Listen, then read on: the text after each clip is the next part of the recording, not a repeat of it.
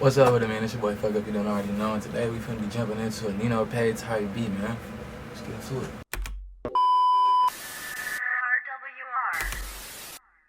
This FUEGO little bitch. Alright, so the first thing I did when I started this arrangement, I didn't really know where I wanted to go with it, so I kind of just started by placing my finger on one of the notes on my keyboard and then figuring out whether I wanted to do a major or a minor scale based off of the key signature that I figured out off the note.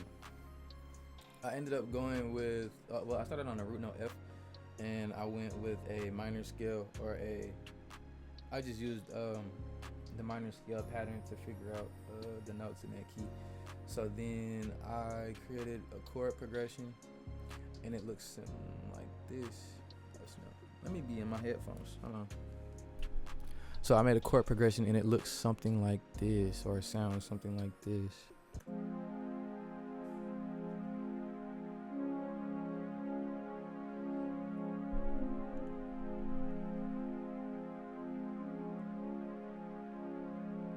So I started here.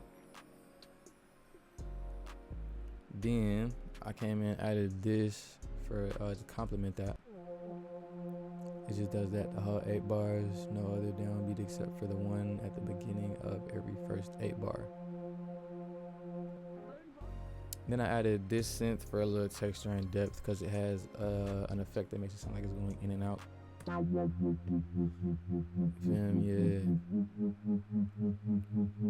Yeah. So all of these 3 synths right here, they encompass the ambience of this arrangement. I always start with the ambience. I never really start with the leads because I never really know what melody or what rhythms I want to do. Kind of why I just started with a random note.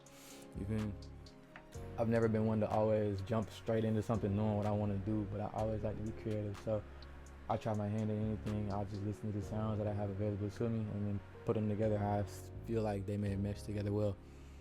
So yeah, moving on from that.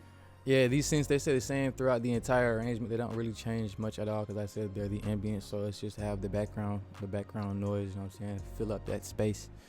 So next I moved on to the lead melodies. No, I'm lying because I still didn't know how I wanted what rhythms I wanted for the melody. So I wanted to start with the drums, and I came down here and I started with this clap. Real simple, nothing too extravagant, just some.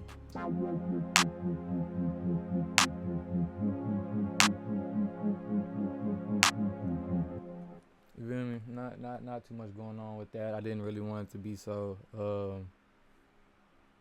in the way. I didn't want it to be like the focal point of that moment of the beat. Even though that pattern really stays consistent throughout the whole track, just because, like I said, the clap is there to have a downbeat. It's not there to be anything prominent within the arrangement though. But yeah, so after that I came in, threw on the hi-hats because I kind of had an idea of what I wanted them to sound like, so I just went ahead and threw them on the pattern I came up with. It's a simple little roll.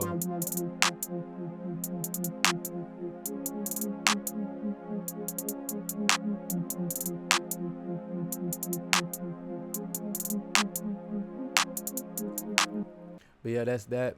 Like I said, not a whole lot going on. I don't really want none of these instruments to be like the focal point of where I want your attention to be going when the music starts playing. But yeah, past that though, I came in and I threw on this higher snare just to give it some. How do I want to articulate this? Give it a little bit of bounce.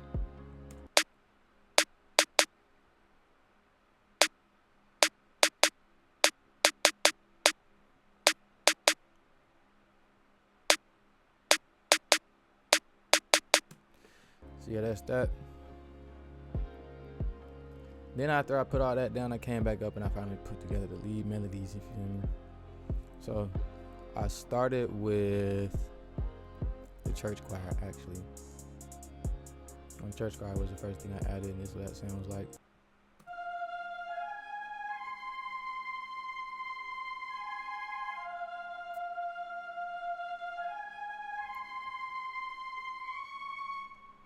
Alright. So I just wanted to give it more of a heavenly feeling, you know, hopeful, faithful kind of vibe type to it. Then I added this organ for a little bit of bounce too. This was the first element of bounce that I added within the lead melodies. I'm saying just a slight little chord progression.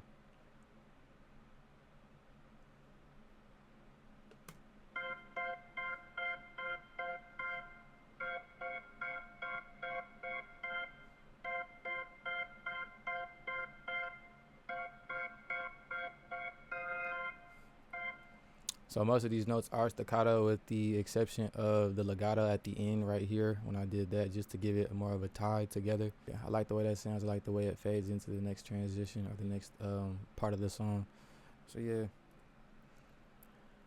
that was that.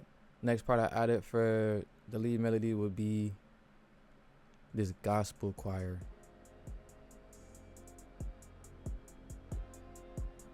Right here, give it a little bit of soul, because this one actually has vibrato, whereas the other one is just more of a natural, consistent voice throughout the whole, throughout the sustain. But with this one, like I said, there's vibrato. You can feel the soul. You can kind of feel more depth within this choir selection.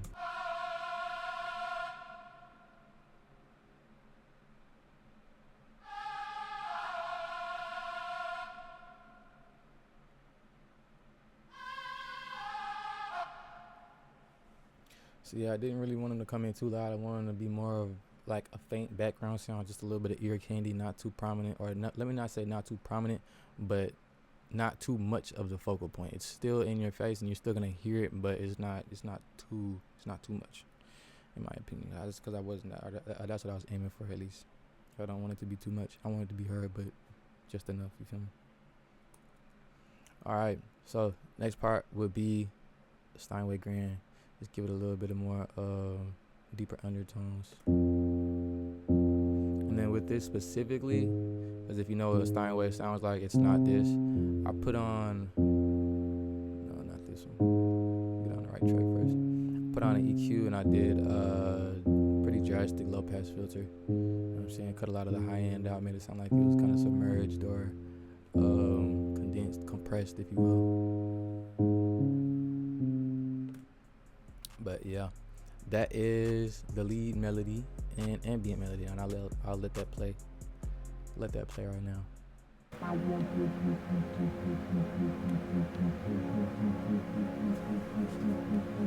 So I wanted to start this one off a little bit slower, you know what I'm saying, have more of a build up, more create, or really build up the anticipation for the beat drop, because you see how it comes in with no choir, it's just the ambient background, and then we get these subtle melodic elements coming in with the organ and the church choir coming in subtly. And then we come in with the low end of the piano in the background, give it a little bit of warmth, like the choir going around, adding even more of the warmth, you know what I'm saying, just making it feel real immersive, kind of. I ain't not gonna lie to you, it feels like you're really almost in the chapel, kind of. I kind of like that vibe too. But yeah, that's the melody explained. So when I do my melodies, I like to make some type of variation every 8 bars. As you can hear, no 8 bars have sounded the same. There's always something different. The first intro, there's no choir, there's no lead melodic elements. So once the actual intro comes in, because this is like I forgot the word for it, but this isn't the real intro. This is just so I got this quote down here, which I'll let you hear later. But yeah, this isn't the real intro. It's like the pre-intro. This is the actual intro where my tag comes in, and this would be where verse 1 starts, and this would be the hook. But regardless, between all 8 of these, there is variation. Like in the actual intro, we have the church choir that comes in with the organ, like I said. In the first verse, we have the same organ with the church choir, but a little bit of variation in the pattern. And then we have the additional gospel choir with it. Also, the Steinway Grand. And then the hook is when the gospel ensemble kind of takes a little bit more and then in the hook, when the gospel choir comes in, I changed up the rhythm for it just to make that one more of the focus within the lead melody. And then when you come to the next verse, so I'd say for this 8 bar, the difference was the jazz organ. You know what I'm saying? How it goes in and out.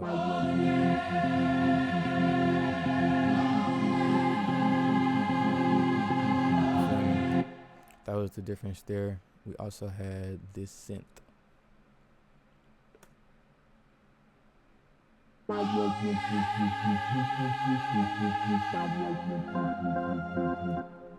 I'm sorry, that's not a synth. That is a whole different gospel choir. See, this one has the vibrato, and it's just saying, it's kind of just making a noise, whereas these are actually saying words. You feel me? And then it repeats right there. So really, it's just this, the variation being between these 24 bars. Or no, I'm sorry, these 24 bars, and then it repeats. But regardless, whether two sections sound similar, no two adjacent sections sound the same or have the same elements in them. But that's the melody explained. Like I said, moving on to the drums that haven't been explained, because we talked about snare, clap, and hi-hats. So I'd say the way to know you have a good drum pattern, though it wasn't as, if you can play just the drums alone and still have a rhythm, still have something that you can, you know what I'm saying, find a balance to. That's how you know you got good drums. Like if I just let mine play, you can still hear the rhythm that's supposed to be heard from the actual song, regardless of if the melody is playing or not. You can still feel a bounce from just the drums alone.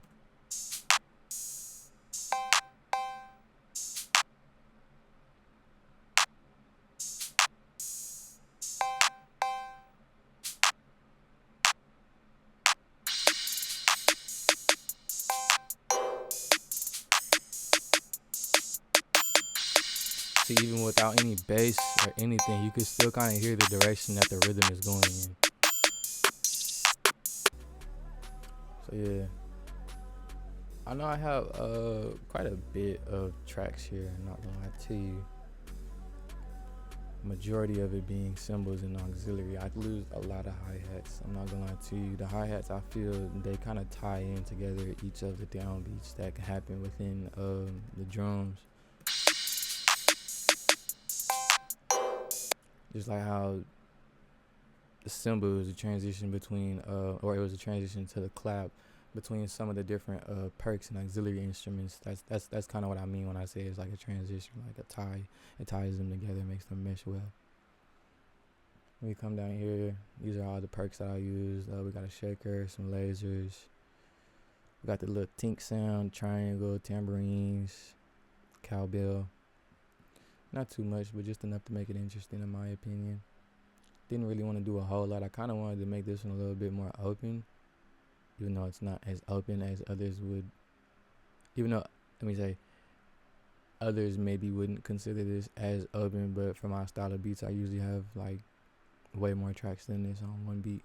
So yeah, moving into the bass though, I kind of wanted to do something like this beat. I really just wanted to make different. I wanted to give it a whole different vibe. A lot of people have been telling me a lot of my beats been sounding like real similar lately, and it's like, yeah, it partially because I haven't gotten any new beat packs yet, partially just because, I mean, my brain is just not as creative. I would say it's not as creative right now. I'm kind of hearing a lot of the same rhythms, a lot of the same sounds, just because of the music that I'm listening to on my own. But yeah, that's why I'm trying to branch out and listen to different things, you know what I'm saying, different artists, different styles, different genres and stuff. But back to the bass. I used, how many is this? 1, 2, 3, 4, 5, 6. I'll say 5 different basses, but I have 6 tracks because these two are the same. They just have slightly different compression and EQ based off the parts that they come in at. So up top we have a bongo, but it's on the low end, so it kind of sounds more like a sub bass. Not lower than that. Yeah, nice little sub bass sound from that. Then I come in with the 808. All right, so yeah, the little Yeet 808 right there. We come in with another kick. Nice fat kick, real punchy. And then we have more compressed kick. Still punchy, not as fat. Just the right, just how we want it though. For this, for the vibe that I want from this beat. But yeah, this would be the beat pattern. I mean the bass pattern.